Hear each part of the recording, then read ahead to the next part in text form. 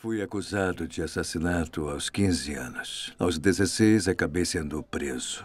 E fui para um centro de detenção chamado Meadosley, que era muito, muito duro. Naquele lugar me diziam o que fazer e não fazia. Era anti-autoridade lá. Eu sofri muitos castigos físicos lá. E fui posto na solitária muitas vezes. E não adiantou. Eu só achava que as pessoas eram truculentas. Então, quando eu saí de lá, eu estava com mais raiva do que quando eu entrei. Eu era uma vergonha para minha mãe. Ela dizia, quer saber? Você é filho de Satanás. Você é do mal. Você é pior do que o seu pai foi um dia. Aquilo foi muito ruim para mim porque o meu pai foi muito violento com minha mãe. Ele a violentava. Então, para mim, ela dizer que eu era pior do que o meu pai, que eu era filho de Satanás, isso me deu muita raiva. Então eu acabei me tornando um hooligan de torcida. Eu comecei a ser retalhado. Sofri um corte no rosto, tive meu dedo mindinho decepado, fui esfaqueado 4 vezes no braço e no peito. Eu levei uma garrafa nos olhos, perdi os dentes da frente. Eu já tive os ombros, os braços destroncados. Era anarquista.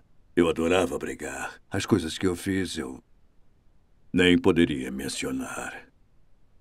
Eu fiz algumas coisas muito seriamente malignas. Eu era do mal, maldade pura e simples. Em 1995, eu era um vagabundo. Eu não percebia na época que meu corpo por dentro estava parando de funcionar porque eu só bebia, usava drogas, não comia. Eu não percebia que estava ficando com septicemia. Estava desnutrido e desidratado. Em março de 96, algumas pessoas apareceram na rua e elas me disseram, você sabe que Jesus te ama? E eu as expulsei. Jesus, minha avó cantava sobre Jesus quando eu era criança. Essa coisa não existe. Uma semana depois voltaram.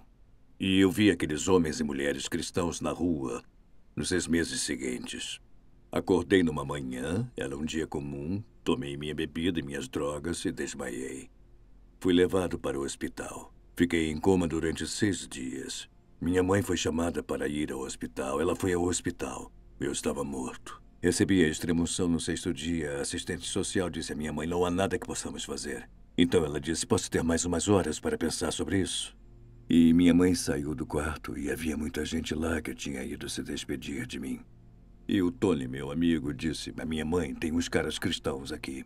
E minha mãe disse, bem, de que adianta isso? Como isso pode ajudá-lo?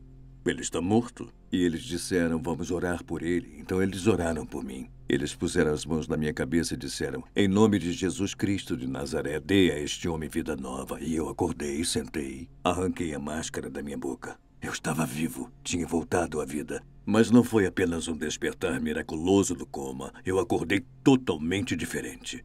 Eu sabia que nunca mais beberia, usaria drogas ou fumaria. Eu queria ajudar as pessoas. Para ser sincero, eu até pensei que tivesse enlouquecido. E aqueles cristãos disseram para mim, sabe de uma coisa, Gran? Você precisa ir ao curso Alfa. E eu disse, o que é isso? Fomos no dia seguinte. Na 3ª palestra, de tarde, eu me levantei.